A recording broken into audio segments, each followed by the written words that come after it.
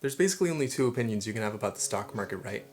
One is it's gambling, so eventually everything's gonna go down, you'll lose all your money. Everybody knows that one guy who put all their money into Bitcoin and somehow he caught it at the worst time and lost everything.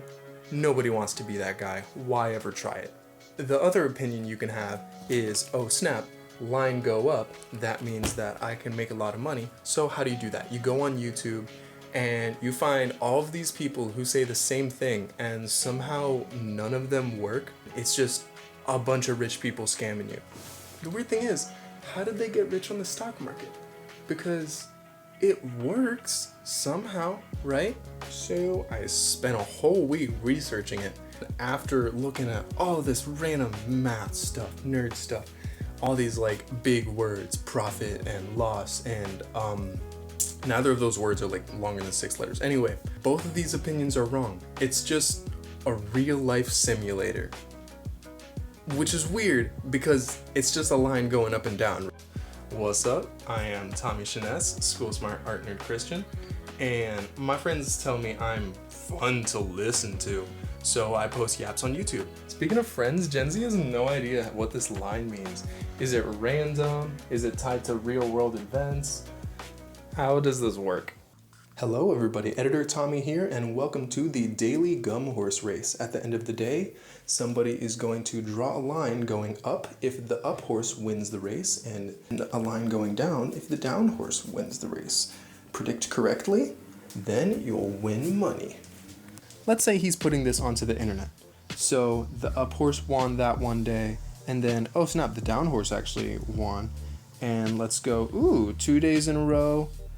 And then the down horse won, and that looks familiar.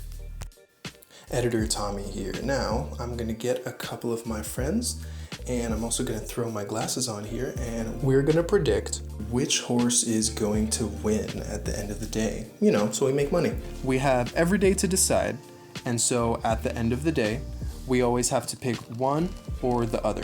And then we always find out if we won our money or not. Did we predict correctly? Today, the up horse won, right? Well, in the beginning of the day, we were looking at the news, we were saying, wow, the up horse has been really fast in a few days, the down horse doesn't look very good today. So we were deciding, and every hour or so, we were changing our opinions actually. We were just arguing, is it up or down? Is it up or down? It's probably down, it might be up. And then eventually, we decided it'd probably be up, and we were right, so we made our money. Oh my goodness, this is a dry marker. I don't know if you noticed. If you didn't notice, by the way, I drew a line like this, and then a more jaggedy line that changed as the argument grew, like this. But that was the same graph. They both, at the end of the day, went up.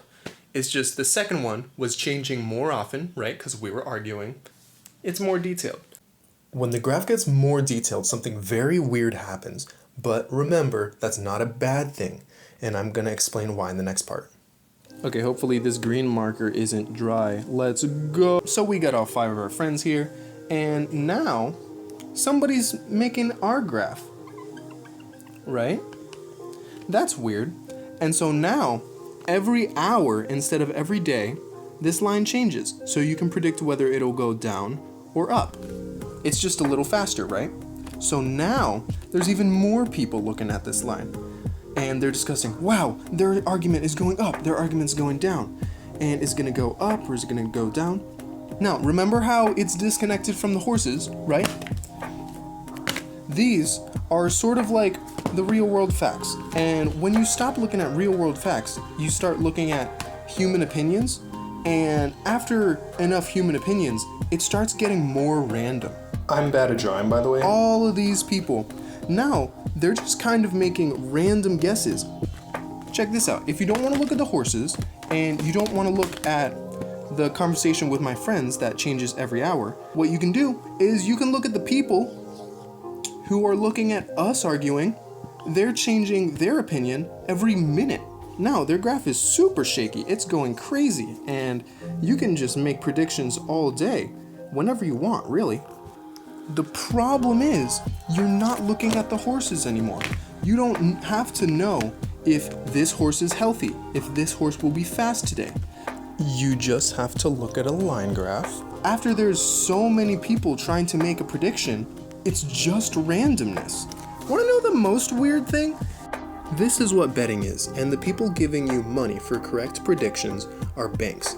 And they don't care if you're making a correct up or down prediction, or if you're looking at a race or an argument. It doesn't really matter who you're looking at, you just have to pick something to predict. What if you're predicting if the price of gold is gonna go up?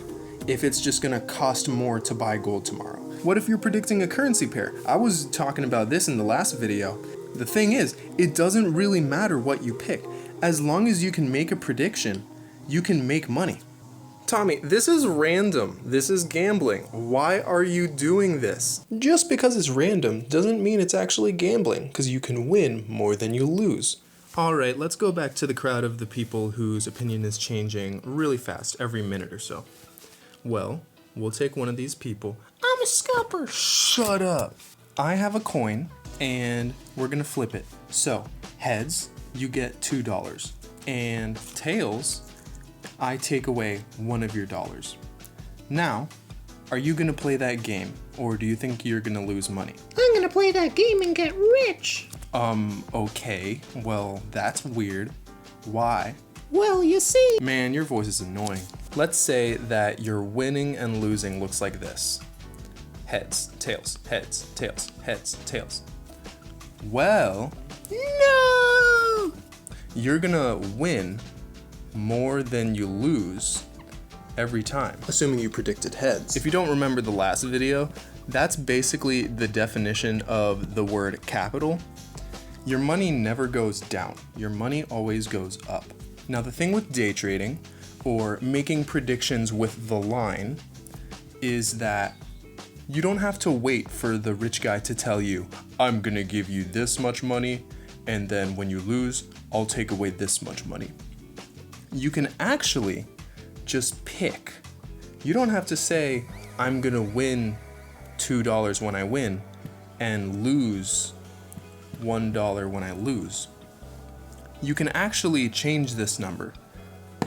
Let's say every time I lose, it's gonna be a penny or something, right? This sounds cool and stuff, but when you're actually doing this in real life and you make this number small, it makes it easier to lose, and when you make this number big, it makes it harder to win.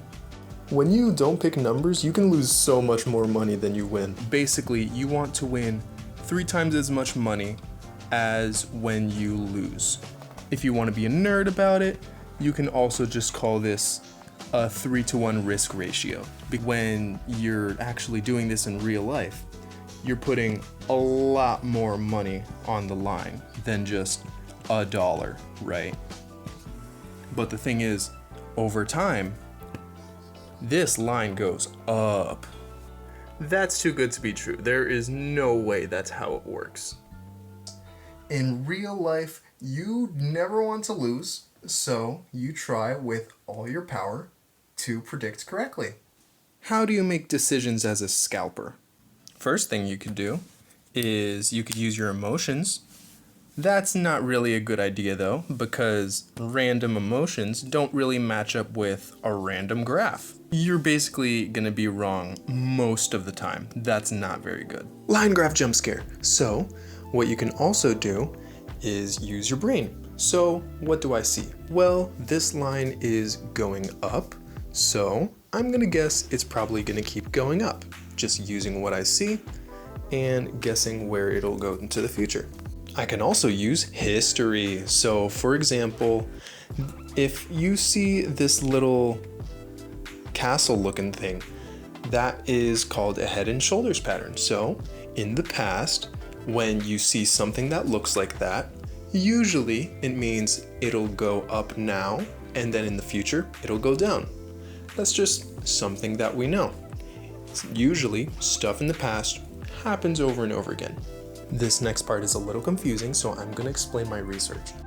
Real life isn't about horse races. It's about whether prices are gonna go up or down. That depends on a lot of news, international CEOs of companies, bunch of stuff I didn't want to hear about. Now, I do know that computers are very good at analyzing random things. So what you can do is ask them to make graphs that predict the future. Now here I know that lines like to kiss each other pretty much, so I know that this line is going to go down, and this line is also going to go down because the computer told me. This is all random. Is the computer going to be always right? No. But since I'm winning more money than I lose for every prediction, then that means over time, even if I'm wrong a lot, and even if the computer's wrong a lot, I'm still gonna make money. It doesn't matter if you're taking 1 hour to make these decisions or 15 minutes. I was trying to do this in 5 minutes. Maybe that was a mistake, but I was probably just overworking myself. After the whole week, I was looking at these graphs. I was trying to find the trends myself. I was trying my best not to use my emotions. And I was using a bunch of techniques that I found on YouTube. I got so tired that I fixed my sleep schedule. That's probably not healthy, is it? Main thing is, this is tiring, and you have to put so much work into trying to make sure that you're right every single time. You go on Twitter and you try to find tips, and follow my Twitter, by the way. It's always, those guys are using the wrong techniques, listen to me, and do this, and do that. It's exhausting. You have to find the few people that you trust, and just listen to those guys, tune everything out, and that's just real life. In real life, you make a prediction, and you benefit when you're correct, and you don't benefit when you're wrong. We make predictions or decisions all day. We base it on exactly the same things that day traders do. Now, you have to be really careful who you're listening to, right? What are your sources? So, for example, if you're listening to your emotions, well, you're probably scrolling all day, right? Then your dad says, don't let your emotions control you. But what if I want to waste my life on my phone? I mean, come on, I have one. Like, this is just the easiest way to be happy. It's not, but you know. You could also listen to history, and that's cool, but what happens when you read all these books is you never actually make a decision based on them. So you have to take a break from those and actually go outside and listen to your brain. What's out there? What's going on? And how can this stuff help me in real life? The thing is, with your brain, nobody's right 100% of the time. So you have to listen to other people. And that's really cool. I do that constantly. For example, God from, the Bible. Half of my subscribers don't get that reference. I had the opportunity to interview Arnel Arcega, who makes short video essays. He described himself as passionate about reading and writing. And honestly, at below 400 subscribers, he has some of the best book writing advice on YouTube. And he's probably one of the main reasons why I'm going to try that this year. When I'm listening to my emotions, Rat pops up in my feed and gives me something to really think about from Tumblr. There's some really smart people on there. Meckles Frog is a writer, artist, and gamer, all stuck up inside a trench coat pretending to be a storytime animator. And he's probably one of the very few people that can get me to watch anything longer than 20 minutes. He's given me at least 2 existential crises, which is funny because Christians aren't supposed to have those. 2 big ideas when you're researching the stock market is 1, human opinion can't be predicted by random computer math, and 2, that human opinion is not random. This guy, Crawford, I don't remember, he debunks that in less than 11 minutes. Nice. You're watching my video right now, you have your reasons for that. I trust the math and all the research I've done. And one of the other sources I have is Discord. That's how I found out the Pope died. I promise you that is real. Editor me, please put that screenshot in. Using all this information to make a decision is so much more easier said than done. I got really tired doing day trading, and life is just very, very tiring. Also, like day trading, everybody disagrees. We're all listening to different sources.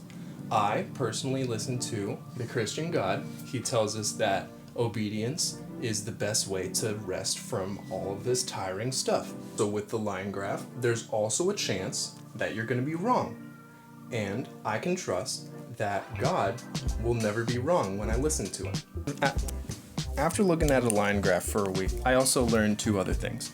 1, please start doing something, because if you don't start and you have a little win, you have a little loss, you never actually gain anything in the long run.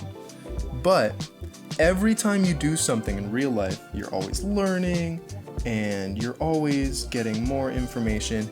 You'll find out how to lose less, and after a while, maybe a few weeks, maybe a few months, you're going to benefit a lot. New skills, new money, better relationship with God. Also, your emotions are telling you, please just scroll, I am so tired, and I'm just gonna feel happier. But when you reject this, really, you can't get that far when you're scrolling. So just do something, bro. You'll benefit more, even if it takes forever. That's day trading, that's life, sub.